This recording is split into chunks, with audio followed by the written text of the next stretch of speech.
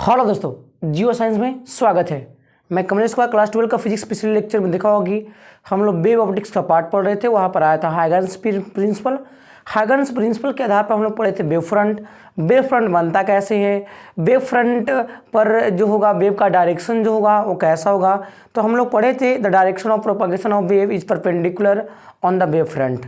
जो वेव का डायरेक्शन होता है वो हमेशा परपेंडिकुलर होता है वेव फ्रंट पर। उसके बाद हम लोग जस्ट आज पढ़ने वाले हैं कि हाइगन्स प्रिंसिपल में और भी कुछ पार्ट ऐसा है जो हम लोग लॉ ऑफ रिफ्लेक्शन प्रूफ करेंगे, लॉ ऑफ रिफ्रैक्शन प्रूफ करेंगे। क्योंकि हम लोग पढ़े थे पिछले लेक्चर, आप यदि नहीं देखे होंगे तो डिस्क्रिप्शन में लिंक दिया हुआ रहेगा। आप उस लिंक के माध्यम से पूरा का पूरा लेक्चर आप सेकेंड बुक का पढ़ सकते हैं, जो हम लोग अभी पढ़े हैं रे ऑप्टिक्स के बारे में। तो वहाँ रे ऑप्टिक्स से पढ़ाया गया था कि लॉ ऑफ रिफ्लेक्शन का नियम क्या क्या होता है। तो सेकेंड जो रूल होता है उसका जो हम लोग पढ़े थे, angle of incidence is equal to angle of reflection, कोण आई बराबर कोण आर। तो आज हम लोग हाइगन्स वेव थ्योरी के माध्यम से हम लोग प्रूफ करेंगे। उसके बाद जो सेकेंड प्रूफ होगा वो साइन आई बटा साइन आर बराबर म्यू टू बटा म्यू वन, जो हम लोग स्नेल्स लॉ प्रूफ करेंगे। तो चलिए हम लोग पढ़ते हैं पहले सेकेंडरी वेव फ्रंट क्या होता है, उसको क्या कहेंगे हम लोग, वेवलेट्स कहेंगे। तो थोड़ा सा एक बात ध्यान रखिएगा, क्योंकि वेव फ्रंट का निर्माण होता था कैसा। हम लोग पढ़े थे कि टाइप्स ऑफ वेव फ्रंट का टाइप्स जो होता है तीन तरह का होता है। एक होता है सिलेंड्रिकल वेव फ्रंट, एक होता है प्लेन वेव फ्रंट, और एक होता है जो हम लोग पढ़ चुके हैं स्फेरिकल वेव फ्रंट। तो यहाँ पर देखिएगा, थोड़ा सा एक फिगर ड्रॉ करते हैं। यहाँ लिखा हुआ था common tangent on the secondary wavelets of forward direction go to new wave front. कहने का तात्पर्य हुआ कि यदि कोई पॉइंट सोर्स है, इसके कारण हम लोग का एक वेव फ्रंट बनेगा, एक लोकस बनेगा, और इस लोकस पर हर पॉइंट एक सोर्स की जैसा काम करेगा। और इस सोर्स पे क्या करेंगे हम लोग, एक टेंजेंट खींचेंगे, टेंजेंट ड्रॉ करेंगे, टेंजेंट खींचेंगे तो एक न्यू वेव फ्रंट का निर्माण होगा। और वो न्यू वेव फ्रंट का निर्माण होगा तो वही कहलाता है सेकेंडरी वेव फ्रंट। और सेकेंडरी वेव फ्रंट जो ऐसा बनता है, जैसे इससे यहाँ पर बनेगा सेकेंडरी ऐसा, फिर यहाँ पर पॉइंट सोर्स है, फिर बनेगा new wave front. Just like आप हम पहले भी एग्जाम्पल ले चुके हैं कि समुद्र में यदि ढेला मारते हैं पानी तो देखिएगा कि एक लोकस बनता है, उसके बाद सेकेंड लोकस बनता है, उसके बाद थर्ड लोकस बनता है, इसके बाद फोर्थ लोकस बनता है। इसका कारण क्या है, हमने तो एक सोर्स डाला था, उसके बाद सेकेंडरी सोर्स कैसे बन गया, सेकेंडरी वेव फ्रंट कैसे बन गया, थर्ड वेव फ्रंट कैसे बन गया। इसका मतलब ये वेव का फॉर्म है, इसका मतलब ये वेव की जैसा कवर कर रहा है। और ये मालूम होना चाहिए कि लाइट इज ए वेव, और वेव में पार्टिकल होते हैं, और हर पार्टिकल एक क्या चीज है, पॉइंट सोर्स है। और यही पॉइंट सोर्स के कारण मेरा सेकेंडरी वेव फ्रंट का निर्माण होता है। आप ध्यान दीजिएगा, उसका डिस्टेंस भी आपस में बराबर होगा।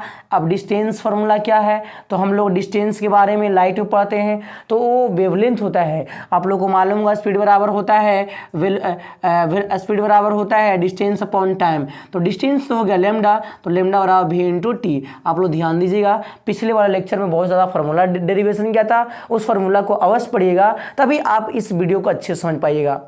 यदि आप उस लेक्चर को नहीं देखे अवश्य देखिए, देखने से आपको बहुत फायदेमंद होगा, 100% एफर्ट मिलेगा। तो यहाँ पर एक फिगर बनाया गया है, यहाँ लिखा हुआ the common tangent on the secondary wavelets in the forward direction go to new wave front. जो ये सेकेंडरी वेवलेट है, इस पर टेंजेंट खींचेंगे तो ये कैसा बनेगा, न्यू वेव फ्रंट का निर्माण होता है। थोड़ा ध्यान दिए, इसी के बारे में हाइगन्स प्रिंसिपल कहता है। हाइगन्स प्रिंसिपल क्या कहता है, लिखा हुआ है each and every point on the old wave front act as a point source. हमने क्या बोला कि हर पॉइंट, जैसे अभी फिगर ड्रॉ किए थे, यहाँ थोड़ा ध्यान दीजिएगा बहुत अच्छे से। यदि ये वेव फ्रंट बन गया तो ये जो सोर्स है, ये जो पॉइंट है, ये सोर्स के जैसा काम करेगा। ये पॉइंट पर सोर्स, इसका मतलब हर लोकस पर एक पॉइंट है, और वो पॉइंट कैसा काम करता है, एक सोर्स के जैसा काम करता है। और ये पता होगा कि पॉइंट सोर्स के कारण हमेशा कैसा बनता है वेव फ्रंट, तो स्फेरिकल वेव फ्रंट का निर्माण होता है। तो यहाँ पर बनेगा ऐसा। तो वही चीज़ लिखा हुआ है कि each and every point on the old wave front act as a point source. जो भी ओल्ड वेव फ्रंट बना, नया वेव फ्रंट बना ये वाला, वो एज ए क्या करता है, पॉइंट सोर्स से काम करता है। और इस पॉइंट सोर्स का अगला वेव फ्रंट बनेगा। तो वही कहा गया the draw new wave front after time draw wavelets of each point source and tangent wavelets give the new wave front. जो हम लोग इस पर टेंजेंट ड्रॉ करेंगे, इस पर जो टेंजेंट खींचेंगे वही कहलाता है कौन सा, न्यू वेव फ्रंट, जिसको हम लोग सेकेंडरी वेव फ्रंट के नाम से जानते हैं। यहाँ पर देखिए एक ऐसा लोकस बना हुआ है, ये जो हुआ ओल्ड वेव फ्रंट हो गया, ये जो हुआ वेवलेट्स कहलाया, ये जो हुआ सेकेंडरी सोर्स कहलाया, ये जो सेकेंडरी सोर्स यहाँ बन रहा है, और ये जो है सेकेंडरी वेव फ्रंट का निर्माण हो रहा है। तो आप लोग इसको अवश्य नोट कीजिएगा, यहाँ से क्वेश्चन पूछता भी है, बहुत इंपॉर्टेंट चीज़ है। सबसे इंपॉर्टेंट चीज़ 5 नंबर का दृष्टिकोण से तो ये वीवीआई है, जो by using Huygens wave theory proof that law of reflection. एक और प्रूफ करेंगे जो आने वाला वीडियो में आप लोग को लोड किया जाएगा, आप लोग उस वीडियो को अवश्य देखिएगा। ये बहुत इंपॉर्टेंट चीज़ है, इतना इंपॉर्टेंट कि आप सोच भी नहीं सकते हैं। इस साल क्वेश्चन लग रहा है उम्मीद के साथ ये उजागर करेगा और जो आपको 5 नंबर झोली में लेकर जाएगा। तो आप इस वीडियो को देख लेकर न भूलें, ज़्यादा इंपॉर्टेंट चीज़ है। यहाँ डिफाइन किया गया है सेकेंडरी वेवलेट्स क्या है, secondary what do mean by secondary wavelets, ध्यान दीजिएगा, बहुत इंपॉर्टेंट है। सेकेंडरी वेवलेट्स का परिभाषा होगा every point a wave front act as a source secondary disturbance. अभी क्या बोला हमने कि ये जो पार्ट है थोड़ा सा इरेज किया जाए, इसको फिर से दोहराया जाए। यहाँ पर हमने क्या बोला, ये पॉइंट सोर्स के कारण क्या बनेगा, एक वेव फ्रंट बना। तो ये जो वेव फ्रंट पर पॉइंट सोर्स आया, न्यू सोर्स आया, इसी का सोर्स आया, तो ये जो है वो सेकेंडरी डिस्टर्बेंस के जैसे काम करेगा, जो सेकेंडरी डिस्टर्बेंस के जैसे काम करेगा। और ये सेकेंडरी डिस्टर्बेंस से क्या करेंगे कि इस पर एक इमिट ऑन द वेवलेट्स, एक क्या करेगा, एक वेवलेट्स निकलेगा, वही वेवलेट्स क्या कहलाता है, तो सेकेंडरी वेवलेट्स कहलाता है। बात समझ में आया। सेकेंडरी वेवलेट्स का परिभाषा आप लोग ध्यान दीजिएगा। तो सबसे इंपॉर्टेंट जो अभी का लेक्चर में हम पढ़ने वाले हैं वो हम लोग by using Huygens wave theory proof that law of reflection, अर्थात कोण आई बराबर कोण आर हम लोग प्रूफ कराने वाले हैं। अच्छे से आप देखिएगा इस लेक्चर को, इस फिगर को भी देखिएगा, पूरा फिगर पर डिपेंड है। यहाँ से क्या किया हमने, एक इंसिडेंट लाइट लाया जो 2 है, 1 और 1 2, यहाँ पर 2 गो रे है जो क्या करता है, प्लेन मिरर पर बम्बार्ड करवाते हैं, आघात करवाते हैं, इसको फ्लैश करवाते हैं। तो यहाँ पर क्या कीजिएगा, ये बेंड करेगा, इधर करेगा। तो हम लोग इंसिडेंट लाइट के कारण एक पहले वेव फ्रंट निर्माण कर लिया, जो ये वेव फ्रंट जो है ए बी है, ए बी परपेंडिकुलर है, और ये जो नॉर्मल हम लोग पता है कि इंसिडेंट पॉइंट पर जब कोई परपेंडिकुलर पार्ट होता है उसको हम लोग नॉर्मल बोलते हैं। तो नॉर्मल और इंसिडेंट के लाइट के बीच में एक एंगल है, उसका नाम है आई। तो यहाँ पर आई होगा तो ये वाला एंगल का निर्माण जो होगा वो 90 माइनस आई होगा। थोड़ा सा फिगर देखिएगा, ऐसा फिगर है, ये वाला एंगल जो है आई है, तो जाहिर सी बात है ये वाला 90 माइनस आई होगा। इसके बाद ध्यान दीजिए एक लाइट इधर गया है, तो आप लोग बताइएगा ये वाला भाग कितना होगा, ये वाला भाग कितना होगा, आप लोग जल्दी बताइए ये वाला टोटल भाग कितना होगा। यदि थोड़ा ध्यान देने वाली बात है, थोड़ा सा एक्सपेरिमेंटल चीज़ है, थोड़ा ध्यान देने वाली बात है, फिर से एक ड्रॉ कर रहे हैं पहले फिगर, थोड़ा सा इसको इरेज कर दिया जाए, उसको समझने के लिए इरेज कर दिया जाए। इसको क्या आप लोग नोट कर लीजिए, बहुत इंपॉर्टेंट चीज़ है। चलिए इसको इरेज कर दिया जा रहा है। ऐसा फिगर यहां पर है, ध्यान दीजिएगा थोड़ा सा, एक ऐसा गया है और फिर एक नॉर्मल यहां पर है, ये ऐसा लाइन गया है। थोड़ा ध्यान दीजिए, ये वाला एंगल जो है आई है, तो ये वाला जाहिर सी बात है 90 माइनस आई होगा। ये दोनों के बीच परपेंडिकुलर है, ये 90 डिग्री को कोण बना रहा है, ये वाला पार्ट पूरा 90 डिग्री है, तो ये आई तो 90 माइनस आई। थोड़ा ध्यान देने वाली बात है, ए 90 माइनस आई होगा तो अपने आप में 90 होता है, तो ये वाला पार्ट जो एंगल बनेगा क्या चीज बनेगा, आई। तो इसी प्रकार से यहाँ पर भी दिखाया गया है। तो इंसिडेंट आई हो गया एंगल, यहाँ पर 90 माइनस आई, और ये जो पूरा पार्ट है ये आई के रूप में है।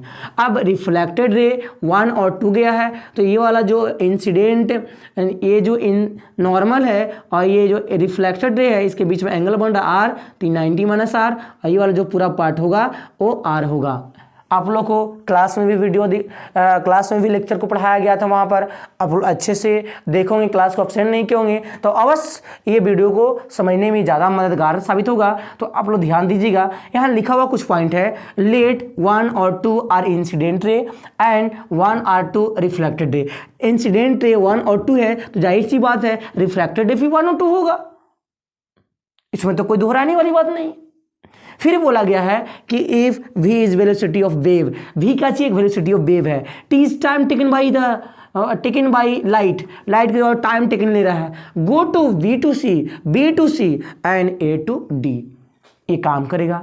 अब हम लोग को निकालना है कि इसका डिस्टेंस कितना होगा, टाइम कितना कवर करेगा। दोनों के लिए टाइम इंटरवल सेम होगा, टी और टी। तो हम लोग पता करेंगे पहले कि निकालते हैं। तो हम लोग पढ़ चुके हैं क्या होता है, टाइम बराबर होता है तो distance upon velocity, distance upon velocity, ये पढ़ चुके हैं। तो टाइम क्या होगा, वेलोसिटी क्या होगा, डिस्टेंस जो होगा, ध्यान दीजिएगा, ये जो है ए से बी तक, थोड़ा ध्यान दीजिएगा, ए से बी तक, यहाँ देखिए बी से सी तक जाने में कितना डिस्टेंस कवर करेगा।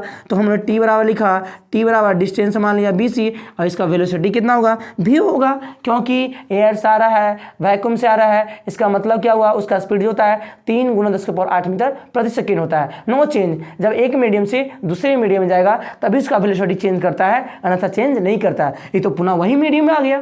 तो यहाँ पर ध्यान दीजिएगा, यही चीज लिखा हुआ है बी सी बटा भी। इसका देखिए यहाँ पर देखिए ये वाला, आप बताइए ए से डी तक जाने में कितना डिस्टेंस कवर करेगा, कितना टाइम लगेगा। तो ए डी बटा क्या होगा, भी होगा, ए डी बटा भी, यहाँ पर ए डी कर देंगे, फिर टी बराबर ए डी बटा भी। समीकरण 1 और 2 मान लिए, 1 और 2 से क्या करेंगे, तो यहाँ पर दोनों कंपेयर किया, 1 और 2 को, तो 1 और 2 का इक्वेशन फर्स्ट, इक्वेशन सेकेंड को, तो यहाँ से यहाँ कट गया, तो बचा बी सी बटा बी और ए डी बटा बी बराबर बी सी बटा ए डी बचा। इसका मतलब हुआ ये डिस्टेंस और ये डिस्टेंस आपस में क्या होंगे, बराबर होंगे। अब ए डी और बी सी आपस में बराबर होंगे, तो हम लोग त्रिभुज से काम कर लेते हैं। ये वाला त्रिभुज ध्यान दीजिएगा, ए बी सी, इस लाइन को मत देखिएगा आप लोग, इस लाइन को मत देखिएगा, नहीं तो कन्फ्यूजन माइंड में आ जाएगा। ए बी सी, ये वाला एंगल है 90 डिग्री, थोड़ा ध्यान दीजिएगा, फिगर इरेज कर रहे हैं। यहाँ पर क्या ऐसा फिगर बन रहा है, ऐसा फिगर बन रहा है, यहाँ पर एंगल 90 डिग्री है, यहाँ बी, यहाँ ए, यहाँ सी,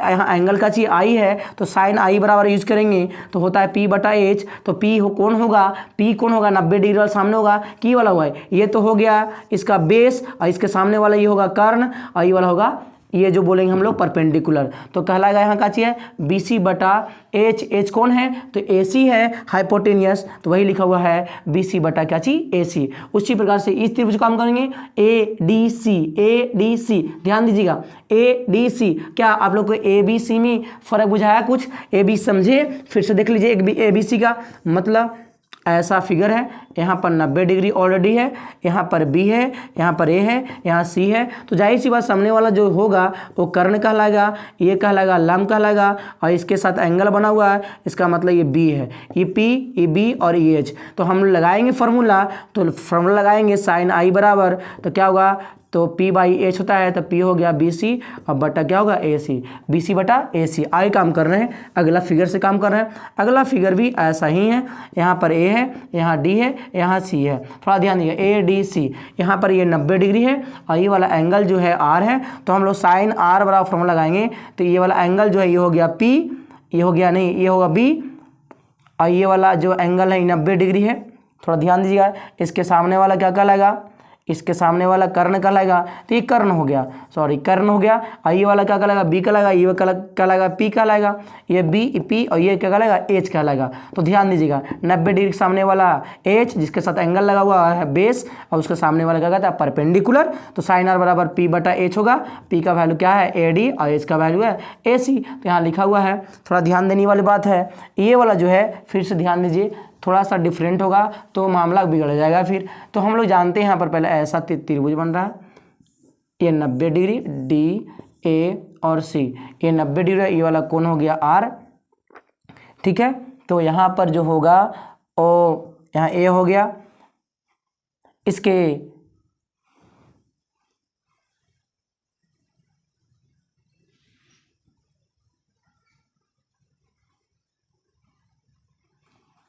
यहाँ पर होगा, थोड़ा ध्यान दीजिएगा, ये कहलाएगा एच, ये कहलाएगा बी और ये कहलाएगा पी। थोड़ा यहाँ मिसप्रिंटेड है, थोड़ा यहाँ ध्यान देते हैं। साइन आई बराबर क्या होगा, तो साइन आर बराबर होगा पी बटा एच, तो साइन आर बराबर होगा ए डी बटा क्या होगा एच, एच कहने का मतलब ए सी, एक एच कहने का मतलब यहाँ पर होगा ए डी, ए और डी, ध्यान दीजिएगा। तो यहाँ पर ए और डी होगा, ए डी, तो यहाँ बचेगा क्या चीज ए डी बचेगा।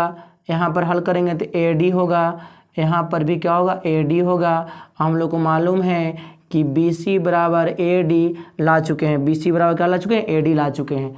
तो यहाँ पर साइन आई का वैल्यू निकल गया, साइन आर का वैल्यू निकल गया, दोनों डिवाइड कर देंगे, साइन आई बटा क्या होगा, साइन आर होगा, बी सी बटा ए सी और ए डी बटा ए सी। तो ए सी से ए सी कैंसिल हो गया, बी सी बटा ए डी होगा और यहाँ बच गया यहाँ पर बी सी बटा ए सी, तो यहाँ पुट कर देंगे ए डी बटा क्या होगा, ए डी, दोनों कटेगा तो बचेगा 1, तो साइन आई और साइन आर बराबर गुना हो जाएगा। अब बताइए दोनों दोनों साइन है, दोनों दोनों कॉमन चीज खत्म हो जाएगा, बचेगा आई बराबर आर। इसका मतलब law of reflection, law of reflection. तो आप लोग इसको अवश्य प्रूफ कीजिएगा, बहुत इंपॉर्टेंट चीज़ है, बहुत इंपॉर्टेंट चीज़ है। आता है question, by using the Huygens wave theory prove that the law of reflection and law of refraction. Refraction नहीं पढ़ाया अभी, लॉ ऑफ रिफ्लेक्शन बताया है। आने वाला वीडियो में लॉ ऑफ रिफ्लेक्शन भी अवश्य अपलोड होगा, जो बहुत इंपॉर्टेंट होगा। तो आप लोग इसको नोट कर लीजिए, बहुत इंपॉर्टेंट चीज़ है, इसको भूलिएगा मत। आप लोग नोट कर लिए होंगे। तो कोण आई बराबर कोण आर, इसका मतलब हुआ आई का वैल्यू 90 डिग्री देगा तो आर का वैल्यू भी 90 डिग्री होगा। आर का वैल्यू मान लो 30 डिग्री तो आई का वैल्यू भी क्या होगा, 30 डिग्री होगा। तो आप लोग इसको नोट कर लीजिए अच्छे से। आने वाला जो वीडियो होगा, आने वाला जो होगा वो हाइगन्स वेव थ्योरी का ही सहारा लेंगे और लॉ ऑफ रिफ्लेक्शन को प्रूफ करेंगे। इसके बाद आपका टॉपिक आएगा इंटरफेरेंस, उसके बाद आएगा डिफ्रैक्शन। तो इस चैनल पर बने रहने के लिए चैनल को ज़्यादा से ज़्यादा शेयर करें और फुल सपोर्ट करें। जो आने वाला आपका महासंग्राम है, जो ऑब्जेक्टिव का क्वेश्चन आप लोगों को लोड होगा, बहुत इंपॉर्टेंट होगा। जो आपके लिए ऑब्जेक्टिव का क्वेश्चन ऑलरेडी तैयार हो चुका है, सिर्फ उसको लोडेड करना है और आप लोग को बिहार बोर्ड का रिजल्ट बेहतर करना है। तो जय हिंद।